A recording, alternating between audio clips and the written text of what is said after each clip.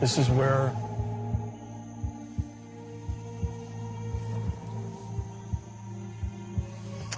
everybody killed themselves.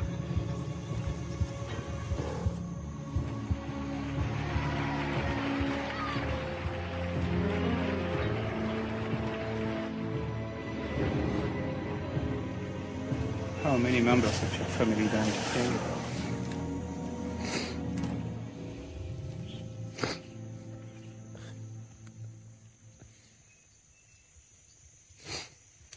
My mother, my brother, my sister, my grandfather, my uncle, some of my wife's family died, and then a whole way of life died.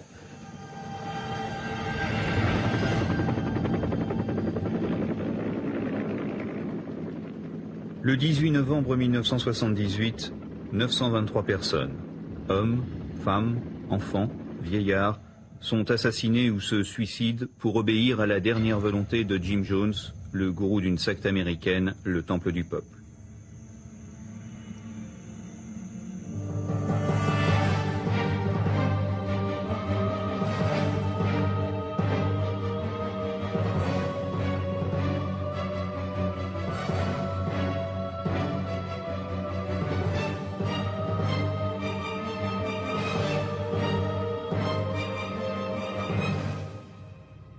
David Koresh, la branche des Davidiens. Shoko Asahara, Aume Vérité Suprême.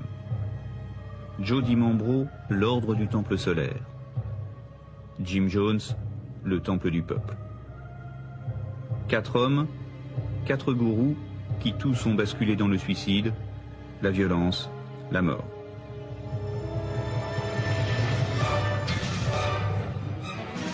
Waco, Texas, avril 1993. David Koresh, retranché avec ses adeptes au Mont Carmel, refuse de rendre les armes. Bilan 74 morts. Tokyo, Japon, mars 1995. Shoko Asahara ordonne un attentat au gaz sarin dans le métro. Bilan 12 morts, 5000 blessés. Chéri, Suisse, octobre 1994. Joe DiMambro organise un transit vers la planète Sirius, meurtre et suicide, bilan 53 morts en Suisse et au Canada. Suivre un homme jusqu'à la mort, donner sa vie pour un idéal, s'aveugler au point d'être capable de tuer. Tous les adeptes de sectes ne vont pas aussi loin dans leurs engagements. Mais aucun n'imagine au départ l'engrenage implacable qui va les broyer.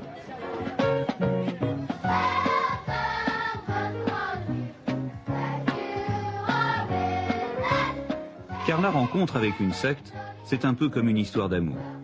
Éblouissement, chaleur, bonheur, émotion viennent effacer les problèmes, répondre aux questions, donner un sens à l'existence. J'étais très vulnérable à ce moment de ma vie. J'étais très influençable à cet âge et j'attendais quelque chose. Donc j'avais moi personnellement une recherche spirituelle et j'étais en attente de rencontrer des personnes qui partageaient le même idéal que j'avais. À l'époque, j'avais de grosses difficultés relationnelles avec ma famille, mes amis et mon travail. Je cherchais à m'échapper de tous ces problèmes. Et en fait, c'est tout à fait par hasard que j'ai rencontré Aume. Asahara s'est présenté devant moi comme une illumination, une lumière brillante. J'avais tellement de problèmes que j'ai sauté sur l'occasion. Pour attirer l'adepte, à chacun sa méthode. Le yoga, l'ésotérisme, la culture biologique, l'action sociale, peu importe. Pourvu que la secte fasse rêver, qu'elle donne l'espoir d'une vie meilleure. Connaissez-vous le grand maître Shoko Asahara? C'est le leader charismatique de l'association Aume, un groupe bouddhiste qui transmet fidèlement les enseignements du bouddhisme et du yoga primitif. Après 8 années de pratique sévère, il a atteint l'éveil suprême dans les montagnes de l'Himalaya. Le Dalai Lama en personne a confirmé son état supérieur de pratique et de conscience.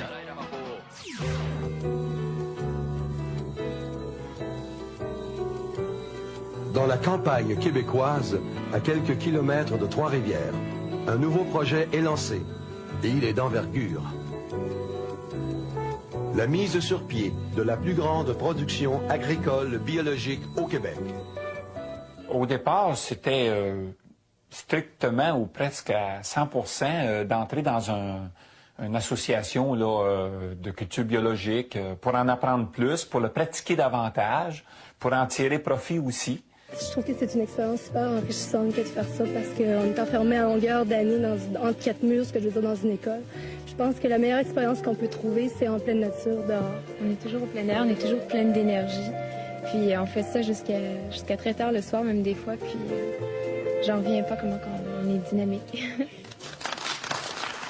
De grands idéaux, une atmosphère chaleureuse et motivante, et puis surtout des gourous, des responsables capables de répondre aux questions, à toutes les questions. À ce petit jeu, le docteur Juret, le numéro 2 de l'ordre du Temple solaire, était très fort. Chers amis, un certain nombre d'entre vous. Ce qui m'a séduit dans les conférences du docteur Juret, c'était l'impression qu'il donnait qu'il y avait des réponses aux drames existentiels que moi je pouvais avoir en tant qu'être humain et que beaucoup de gens alentour de moi semblaient aussi avoir. L'amour implique le détachement.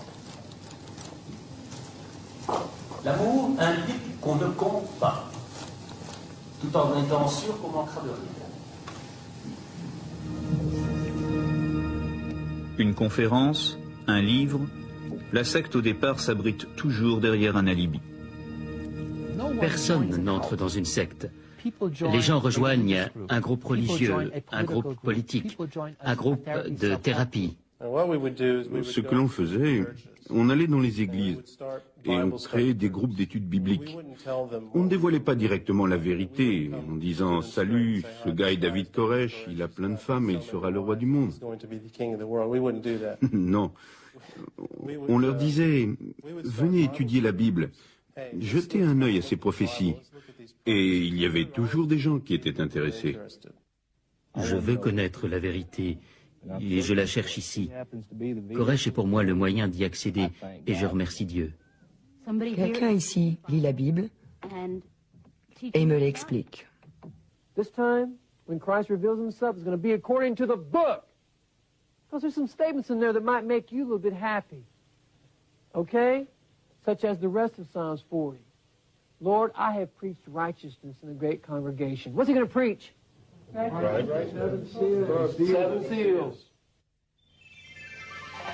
La secte japonaise, Aum Vérité Suprême, avançait elle aussi masquée.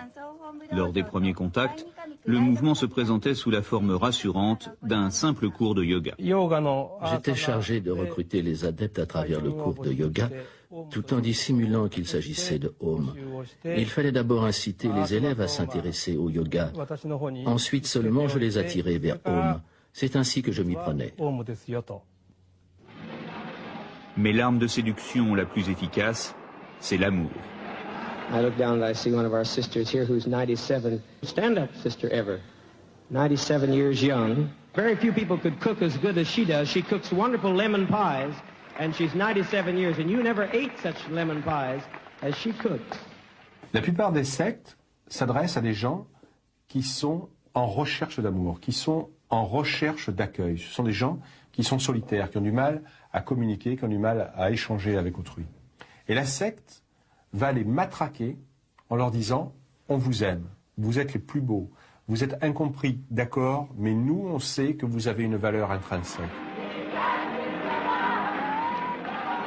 Il y a ce que les anglo-saxons appellent le love bombing, le bombardement d'amour permanent. Venez, on va vous accueillir, on va vous nourrir, on va vous réchauffer. La secte agit comme une mère qui dit à ses enfants « venez, venez, je vais vous consoler, je vais vous donner à manger, je vais vous protéger contre le monde extérieur qui est méchant. »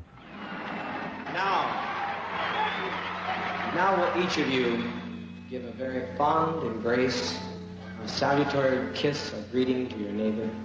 And let's fill this atmosphere with warmth and love.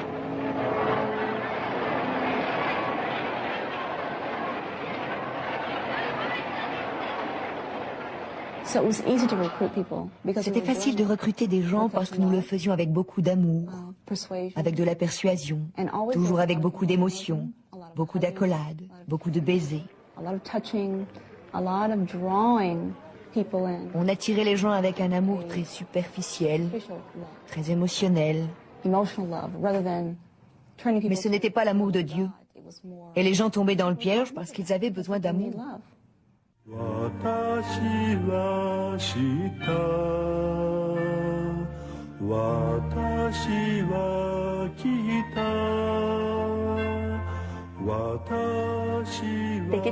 Vous vous faites avoir quand vous êtes en position de faiblesse, quand vous êtes déprimé, seul, que vous avez perdu votre travail, que vous avez un chagrin d'amour, ou quand tout simplement vous vous sentez mal.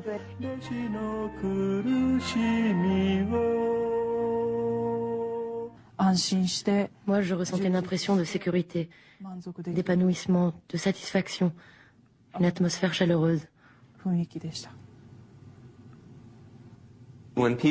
Quand les gens sont recrutés dans une secte, on fait en sorte qu'ils se sentent très particuliers. Vous êtes si intelligent, si doué, si talentueux. On peut comparer cela à la carotte que l'on met devant le cheval pour le faire avancer. Vous n'étiez point né pour une petitesse irrévocable. Une destinée plus grande vous attend. La vie que vous menez cache la lumière que vous êtes. Moi, je t'invite dans un monde nouveau, fait d'autres temps, d'autres cieux, d'autres formes à dessiner, d'autres pensées à découvrir. Le fait de se sentir valorisé, important, reconnu, tant qu'à moi, est une des choses fondamentales pour l'existence d'un être humain. Et dans l'ordre du temple solaire, on nous donnait tellement cette sensation-là que c'était presque impossible même de penser à être capable de s'en passer. Je t'offre un monde neuf. Écarte les fantômes. Ils ne sont qu'en papier. C'est une drogue de l'esprit et ça va beaucoup plus loin que ça. C'est une drogue émotive. Et vu que nous sommes des individus qui réagissent beaucoup avec nos émotions, ça vient nous chercher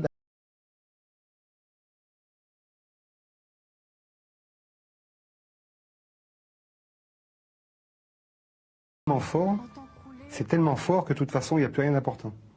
Même la femme qui vous dit que mais Yvan, ça va pas, ou bien les enfants qui pleurent parce qu'on n'a plus le même comportement qu'avant, c'est pas important.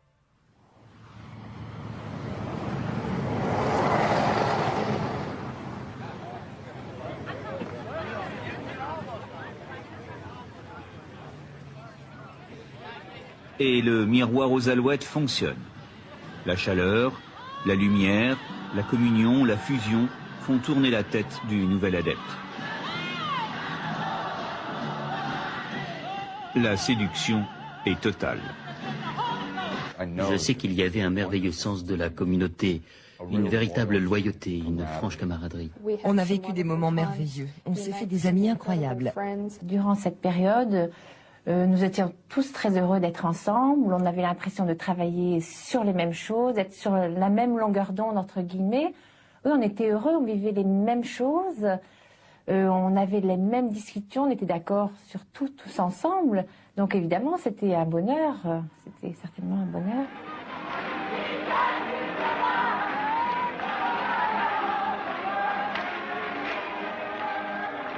Le paradoxe qui surprend en général les gens, c'est lorsqu'on dit « mais dans une secte, je suis heureux ». Et c'est tout à fait normal. La secte agit comme une famille de substitution. Ça agit comme un groupe de réconfort. Alors c'est bien évident qu'ensuite, il y a un prix à payer. On doit travailler, on doit faire des courbettes devant le gourou, on doit faire des prières, etc. etc. Mais c'est le prix que l'on paye pour une psychothérapie au quotidien et pour une forme d'accueil familial au quotidien. Jusqu'à mon entrée dans la secte, je n'avais pas vraiment de raison de vivre. J'avais l'impression de ne pas avoir ma place dans ce monde, de ne pas savoir à quoi je devais servir. Je manquais de confiance en moi. En rejoignant Home, j'ai trouvé une raison d'être, un but à mon existence. Je me suis sentie utile. J'étais heureuse et je rayonnais.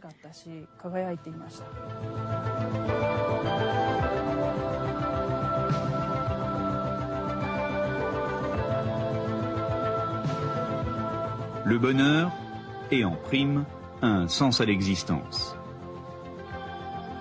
Car rapidement, l'adepte découvre qu'il a un devoir exaltant à accomplir.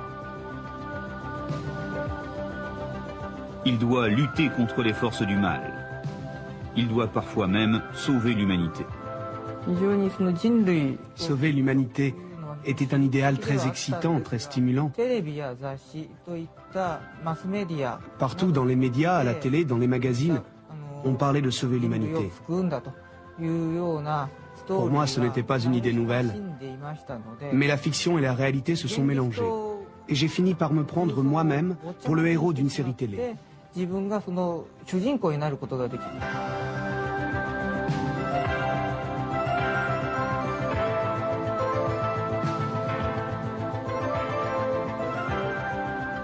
Sauver l'humanité, comment? Par justement notre pureté intérieure, par nos pensées positives de construction, de régénération. Donc nous étions les sauveurs de l'humanité, par tout le rayonnement qu'on pouvait avoir.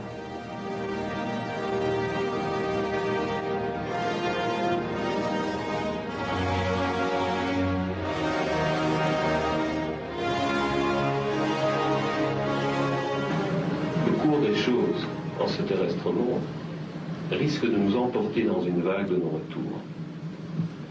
C'est là où les hommes ne sont pas égaux devant la création. Est-ce qu'il n'y aurait pas une différence entre les hommes et puis peut-être des gens qui ont quelque chose de plus? Évidemment, ceux qui ont quelque chose de plus, ce sont les adeptes. Pour les isoler du monde, on leur fait croire qu'ils sont différents des autres, qu'ils appartiennent à cette élite de l'humanité seule capable d'accéder à la vérité suprême.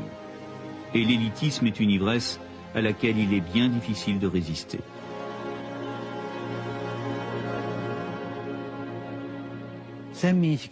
J'avais l'impression d'appartenir à un groupe d'élus. Si nous ne sauvions pas le Japon et le monde, qui d'autre allait le faire à notre place? Quand j'étais avec Koresh, c'était excitant de penser, voilà, je suis parmi des milliards d'hommes sur Terre, et moi, j'ai été élu pour être dans l'entourage d'un des leaders de cet ordre nouveau. Nous étions l'élite. Il n'y avait rien au-dessus de nous. La secte fonctionne en disant, vous êtes les meilleurs, à l'extérieur, ce sont des crétins. Ce sont ceux qui n'ont pas compris. Vous avez la vérité révélée, à l'extérieur, ils sont dans l'obscurité. Vous êtes les plus forts, à l'extérieur, ils sont plus faibles. Vous êtes ceux qui détenaient la vérité suprême, eux, ils sont dans l'obscurité, ils marchent dans les ténèbres. Évidemment, l'ego joue un rôle primordial en ce qui me concerne. Le fait d'être considéré différent des autres, supérieur aux autres, d'avoir accès à des révélations que le commun du mortel n'aurait jamais accès, tout ça venait me donner une surestime de moi et j'étais dépendant, mais totalement dépendant de ces individus-là qui me flattaient pour mon identité personnelle à ce moment-là. Et pour renforcer la conviction des adeptes, tous les moyens sont bons, même les trucages. Et souvenez-vous, le Graal, Melchisédek. Les cérémonies de l'ordre du Temple solaire, pour les plus fidèles, se terminent avec l'apparition du Graal. Bien sûr, les adeptes ignorent tout des trucages qui leur permettent de voir en vrai une telle apparition. Des trucages fort utiles pour masquer les dérapages des gourous. Ainsi, lorsque Jody Membro met enceinte par accident une de ses adeptes, il fait croire au miracle et annonce la venue du futur Messie. Lors d'une cérémonie, il organise une véritable mise en scène et féconde la future maman du bout d'une épée.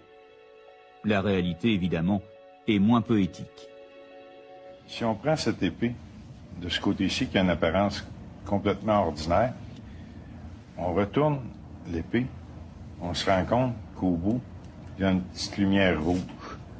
Vous avez un fil qui court tout le long de l'épée. Vous arrivez à un interrupteur et une pile. Bricolage archaïque, mais suffisant pour faire croire à l'Immaculée Conception. L'enfant, une petite fille appelée Emmanuelle, grandira dans le respect et la dévotion des adeptes. Personne n'aurait eu l'idée de mettre en doute quoi que ce soit, de toute façon. D'en faire part, surtout. Parce que alors là, si on pouvait avoir un doute, on était tout de suite des exclus, quoi. Sister Ingram, you're concerned about the losing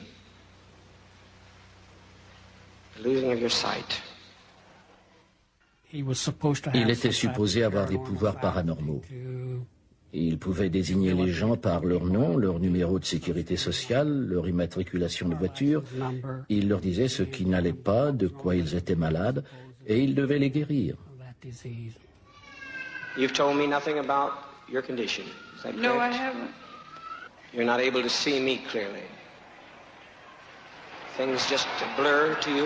You have to stumble around lately through crowds and are not able to see even people's faces close up to you clearly. That's true. Des complices l'aidaient dans cette mise en scène. Certains se rendaient au domicile des gens et récoltaient des informations pour les rapporter à Jim Jones. Et à la réunion suivante, il utilisait ces renseignements pour s'adresser aux gens qui étaient surpris et qui, évidemment, se demandaient comment ils pouvaient savoir tout ça. Combien d'entre vous ont été guéris de l'arthrite, du cancer? C'est vrai, vous êtes si nombreux. Je suis reconnaissante comme tout le monde ici. Merci beaucoup. Les cancers, en fait, c'était des abats de poulet. Les infirmières les mettaient dans des sacs et les laissaient pourrir en plein soleil durant plusieurs jours. Ensuite, il appelait dans le public quelqu'un qui souffrait du cancer. Une infirmière conduisait la personne dans les toilettes, sortait les abats de poulet de son sac à main et affirmait qu'il s'agissait du cancer. Ainsi, la personne malade pensait qu'elle était guérie.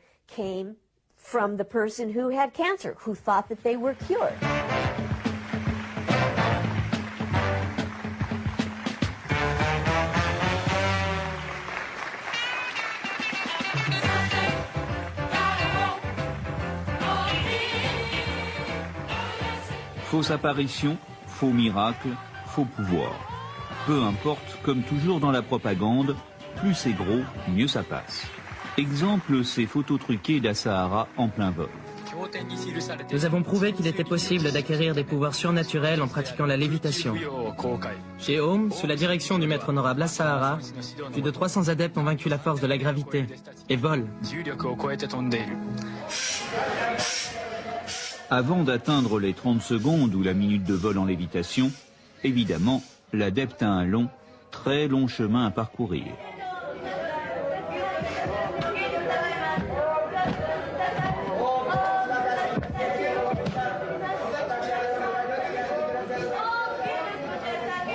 Et pas question d'avoir une démonstration du maître, Asahara ne vole qu'en toute intimité et dans la plus grande discrétion. Est-ce que vous pouvez nous faire une démonstration de lévitation? Je ne suis pas au cirque, ce n'est pas un spectacle. Si je faisais ça pour vous, ce ne serait pas authentique. À défaut d'une démonstration en vol, il est en revanche conseillé d'acheter le mode d'emploi, le livre, la cassette et le t-shirt. 200 francs, 50 $, ce n'est pas cher, mais ce n'est qu'un début. Très rapidement, le discours est clair. Pour progresser, il faut payer. Le fait de donner votre argent et vos biens est nécessaire pour purifier votre karma.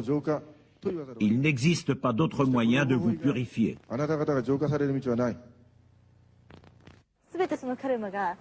À chaque fois que le maître reçoit de l'argent, son cher visage s'assombrit, car il doit dissoudre le mauvais karma de cet argent. Il nous débarrasse d'une charge terrible. Ça, à chaque fois, je le constate. Ah, vraiment.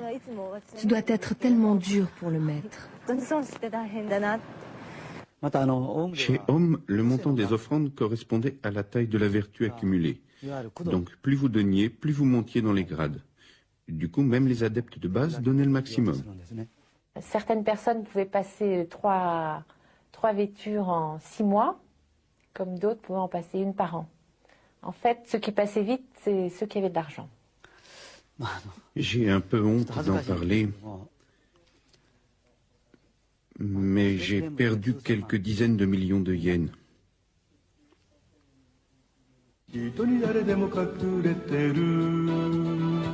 Pour convaincre l'adepte de débourser son argent, l'imagination des gourous est sans limite. Shoko Asahara gagnait de l'argent en vendant des parties de son corps.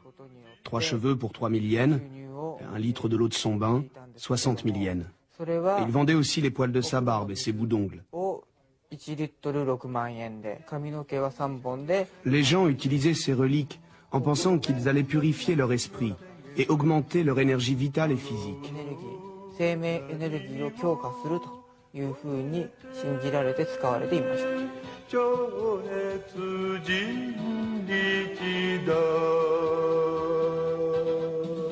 Au départ, les adeptes sont incités à acheter, à donner. Mais ce n'est qu'un début. Bientôt, ils n'auront plus le choix. Concernant l'argent, lorsque je suis parti, tout l'argent devait lui revenir. On n'était pas autorisé à garder de l'argent avec soi. Je me souviens d'un homme qui un jour m'a dit « Je ne peux même pas acheter des jouets pour mes enfants. Le seul à pouvoir le faire, c'est Koresh. » Quand les gens arrivaient au Guyana, il se passait quelque chose de très triste. On les dépouillait absolument de tout, quelle que soit la nature de leurs biens. Moi-même, je participais à cela. C'est triste et j'aimerais changer ces choses que j'ai faites, mais c'est ainsi. On prenait leurs montres, leurs radios, tout ce qu'ils possédaient. On leur prenait la moindre petite chose qui leur appartenait. Tout devait rejoindre la propriété commune.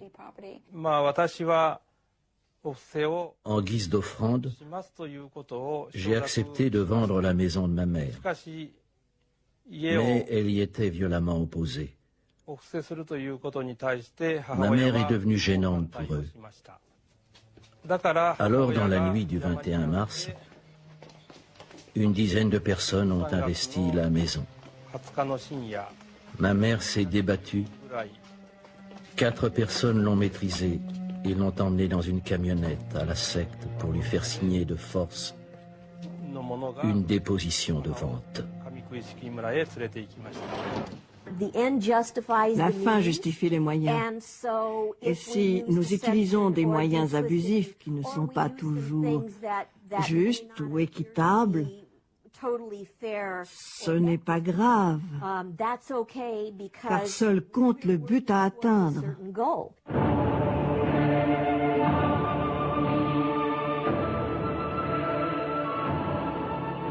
L'engagement financier, l'engagement spirituel, l'appartenance à une élite, l'importance de la mission à remplir. Le piège est en train de se refermer sur l'adepte. Pour conditionner un individu, grosso modo, on peut dire qu'il y a 3 étapes. D'abord, il faut essayer de le séduire, il faut l'amener à accepter l'idéologie, les idées qui sont vendues par la secte. Dans un deuxième temps, il faut détruire le vieil homme, il faut détruire l'ancienne personnalité, il faut détruire la personne qui existait avant l'entrée dans la secte. Il faut casser sa personnalité, casser sa personne sociale, casser ses liens sociaux, familiaux, professionnels, etc. Et ensuite, dans un troisième temps, il faut la reconstruire sur le modèle sectaire, sur les nouvelles règles de fonctionnement, sur les nouvelles règles sociales, sur les nouvelles lois, sur tout ce qui va faire l'adepte. Et là, il y a un sacrifice de sa vie. Il ne s'agit plus à ce moment-là de prévoir ses vacances, le pognon qu'on va laisser à nos enfants, etc. Parce que de toute façon, tout ça, c'est déjà terminé. Ce sont des figures qui ne tiendront pas si on leur donne le dollar de la muette. Hein? D'accord. Au nom de la cause, de la mission suprême, les adeptes acceptent de changer leurs habitudes. Toujours pour de bonnes raisons. Un exemple, le sommeil. Parce que la tâche est énorme, il faut plus travailler, et donc moins dormir. À ce moment-là, le templier, qu'est-ce qu'il fait? Il travaille le jour et il travaille avec les plans subtils la nuit. Mais il est toujours en état de veille, il dort de moins en moins. Du moins, on lui apprend de dormir de moins en moins.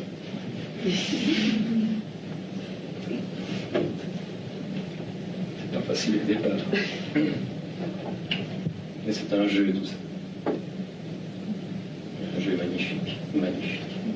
Durant les 6 ans que j'ai passés dans la secte, je n'ai pas eu une seule journée de congé. Et en ce qui concerne les heures de sommeil, on nous grondait si on dormait plus de 6 heures. J'avais 7 ou 8 ans et il nous faisait rester debout.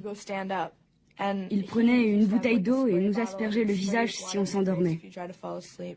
Ou alors, il faisait tomber quelque chose de très lourd par terre en faisant beaucoup de bruit pour nous faire sursauter. En faisant leur lessive, les gens s'endormaient même sur leur machine à laver. N'importe quel endroit était bon pour récupérer quelques instants de sommeil. Au bout d'un moment, tout ce que vous souhaitiez, c'était en finir. Vous lui répondiez ce qu'il voulait entendre pour lui faire croire que vous aviez compris. Et enfin pouvoir aller dormir. Empêcher les adeptes de dormir est une technique efficace. Dans les laboratoires, comme ici à l'Université de Lyon en France, on étudie les effets du manque de sommeil sur les rats. Ils sont identiques à ceux observés chez l'homme, et particulièrement intéressants dans le cadre d'une secte. Le premier signe après une nuit blanche est les troubles de l'humeur. Ensuite, il y a des signes comme la suggestibilité, c'est-à-dire on suggère quelque chose à quelqu'un et cette personne le fait, alors qu'en temps normal, si elle dort bien, elle ne le ferait pas. Dans les camps de concentration, le réveil a lieu très tôt afin d'anéantir la combativité des gens. Ensuite, durant la journée, ils sont plus faciles à commander.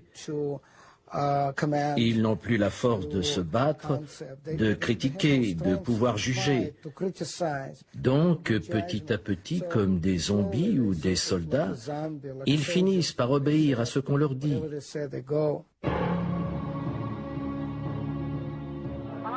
Épuisés et isolés. Les adeptes vivent en communauté. La seule et unique référence, dorénavant, c'est le gourou.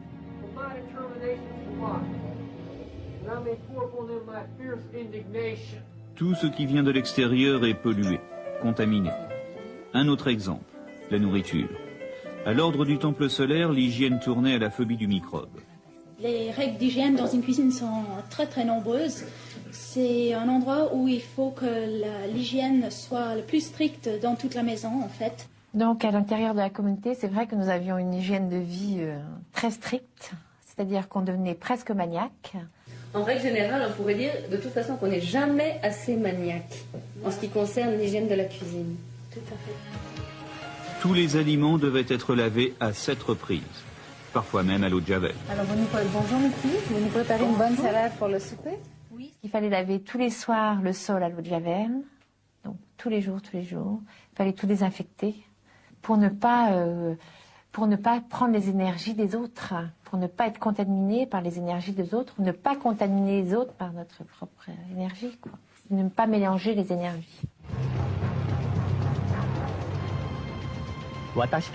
Le reste du monde est perçu comme l'enfer, là où règne la luxure, l'argent, la violence, la drogue, le mal.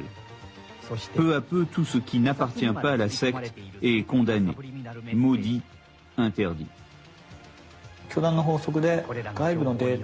D'après le règlement de la secte, tout ce qui venait de l'extérieur était considéré comme extrêmement négatif pour pratiquer une véritable élévation spirituelle.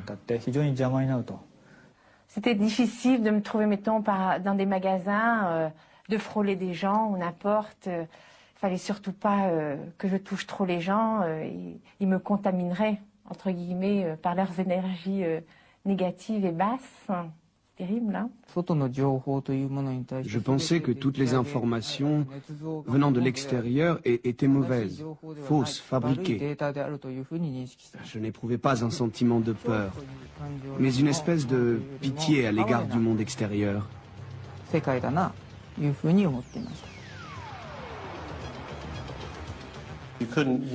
Vous ne pouviez pas téléphoner sans permission. Et même lorsque vous appeliez, vous étiez surveillé. Votre courrier était censuré. Il prenait le courrier et lorsqu'il considérait que vous n'aviez pas besoin de lire une lettre, il la détruisait ou il ne vous en parlait pas. Le dernier rempart de l'individu, La famille est à ce stade directement visée. Lorsqu'elle adhère, elle est toujours la bienvenue. Dans la réalité, on l'attire pour mieux la détruire. Chez Aum, les familles étaient séparées. Dès l'arrivée dans la secte, les enfants étaient placés dans un autre endroit que les parents. Il cassait toutes les familles d'une façon ou d'une autre. Nous ne fonctionnions plus comme une famille normale. Mon père n'était plus mon père. Mon père était seulement mon père de nom. Jim Jones était mon père. C'est lui qui nous disait ce que l'on pouvait faire ou pas. Imaginez ce qu'il en était de la famille. Il planifiait les mariages. Il faisait et défaisait les couples. Il a essayé de me menacer avec ça. La même nuit où il m'a battu. Il m'a accusé de toutes sortes de choses et m'a dit « Je vais te mettre avec elle », en désignant une femme afro-américaine qui avait des problèmes. Il disait juste « Je dois vous mettre tous les deux ensemble, c'est ainsi ». Une pression de plus en plus forte, des conditions de vie de plus en plus dures. L'adepte est dans un engrenage qui, au nom de la cause, lui fait jour après jour tout accepter. C'est un processus graduel qui peut prendre des mois, et dans le cas de Jim Jones, pour certains adeptes, des années. Et à chaque pas, vous vous enfoncez un peu plus. Ce que vous faites n'est pas très différent de ce que vous avez fait hier, mais c'est très différent de ce que vous avez fait il y a un mois. Mais vous ne vous en apercevez pas, parce qu'entre chaque pas, la différence est minime. Vous avez l'impression que votre vie est entre ses mains plutôt qu'entre les vôtres. Vous avez perdu le contrôle de votre propre vie, de votre destin. Dans des expériences qui ont été menées en laboratoire, on s'est rendu compte qu'un individu qui est soumis à une pression permanente pendant quelques jours ou quelques semaines n'a aucune capacité de résistance. C'est-à-dire que lorsqu'on prive un individu de sommeil, d'alimentation, lorsqu'on modifie ses règles de fonctionnement au niveau sexuel, relationnel, lorsqu'on le soumet à un travail forcé, lorsqu'on le conditionne intellectuellement, la résistance maximale d'un individu, c'est 1 mois et demi, 2 mois.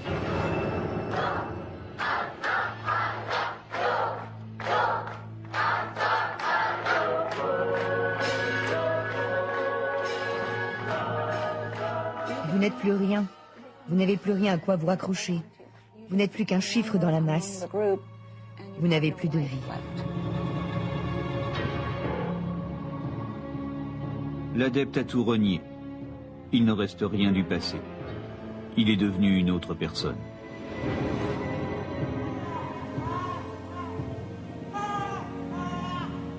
Salut à toi, homme nouveau, racheté, déchiré et reconstruit.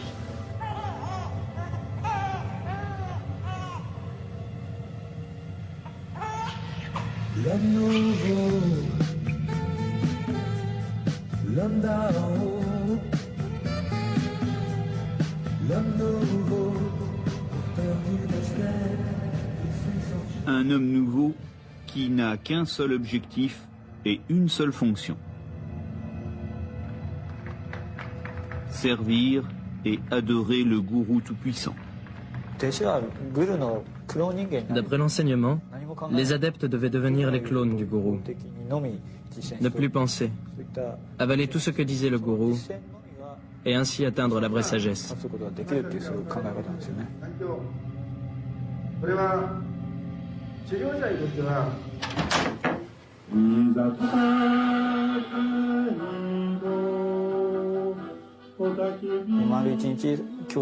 Parfois, on devait regarder durant des journées entières des cassettes vidéo sur l'enseignement d'Asahara.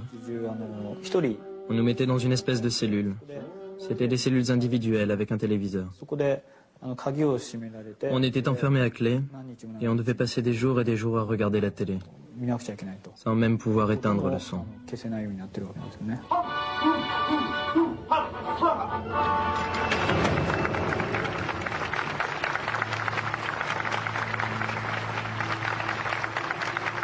Shoko Asahara était un gourou technologique utilisant toutes les ressources du progrès. Un exemple, ce casque à électrodes. Officiellement, il devait permettre aux adeptes d'être en phase avec la divine pensée du gourou. J'ai porté ce casque. Les décharges électriques à intervalles réguliers étaient douloureuses. J'ai parlé avec un technicien de la secte qui a travaillé sur ce casque. Il m'a dit que Asahara voulait fabriquer des hommes robots grâce à cet appareil.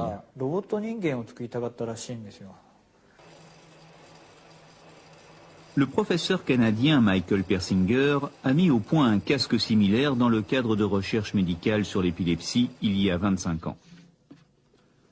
Nous avons soumis à son étude le casque japonais. Ces électrodes, et ce sont de vraies électrodes, paraissent avoir été fabriquées à la main ou avec une technologie non conventionnelle. Mais elles sont néanmoins très efficaces.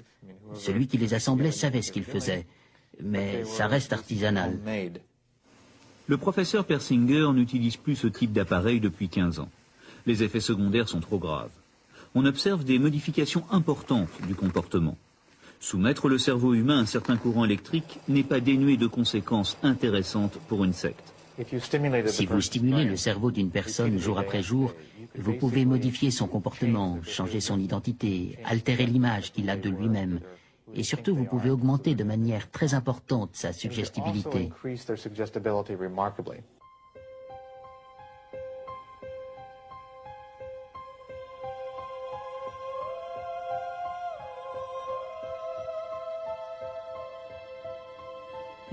Dormir, manger, tout ce que je faisais, c'était pour le gourou et pour l'humanité.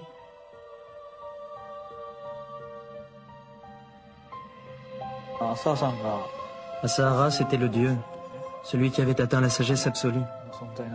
Tous les adeptes de base le croyaient.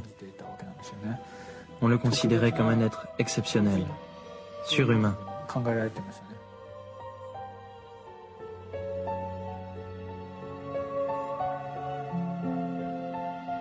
Le gourou est devenu le centre du monde, le centre de leur monde.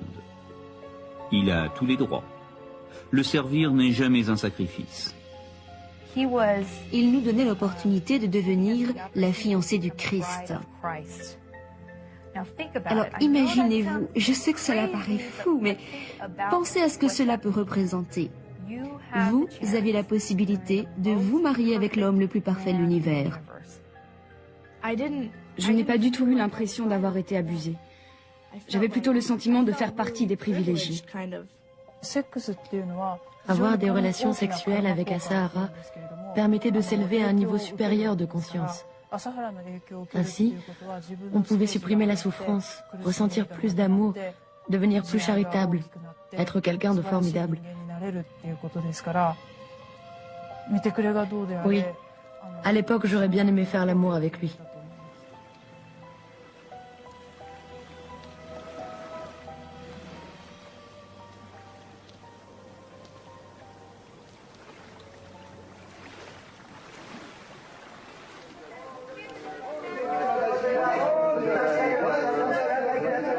Obéissance aveugle, dévotion absolue, l'endoctrinement est total.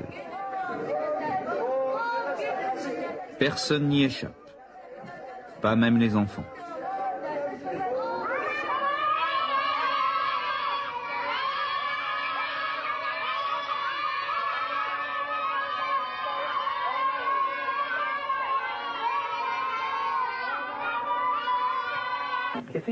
L'amour du gourou est obligatoire.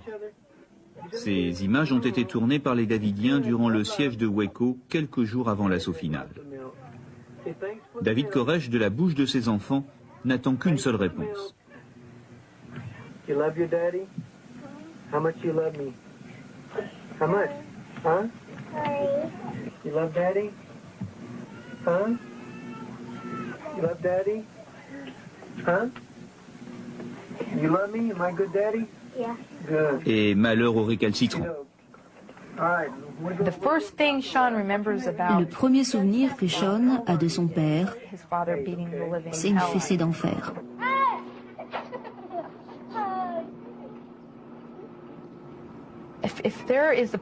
Si un bébé dans certains cas peut avoir un comportement malsain, Alors oui, ce fut le cas de mon bébé. Il riait, pleurait et applaudissait en même temps. Il riait car il savait qu'il se ferait corriger par Vernon s'il ne riait pas. Il avait peur de lui et Vernon lui donnait des fessées parce qu'il avait peur.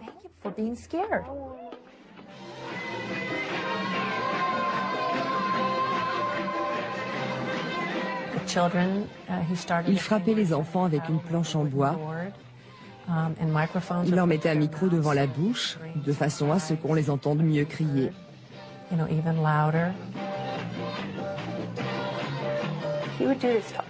Il le faisait à tous les enfants jusqu'à ce que leur fesse soit en sang. Et puis disait, c'est pas grave. La punition, la répression, la torture même deviennent quotidiennes. Le maître explique qu'elles sont nécessaires, toujours au nom de la cause. Désobéir à Sarah était quelque chose d'impensable. Pour lui, c'était considéré comme une trahison. Donc, les traîtres étaient, ça dépendait des cas, soit mis dans des cellules individuelles et séquestrés, soit, dans les cas les plus graves, mis dans l'eau bouillante et parfois tués.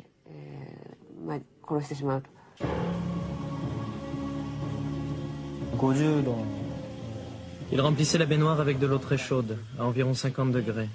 Nous devions prendre un bain durant un quart d'heure. C'était très dur, il nous surveillait. Et ceux qui tentaient de sortir de l'eau étaient maintenus de force dans le bain. C'était dangereux. Parfois, des gens se brûlaient. Il est même arrivé que certains meurent des suites de leurs brûlures.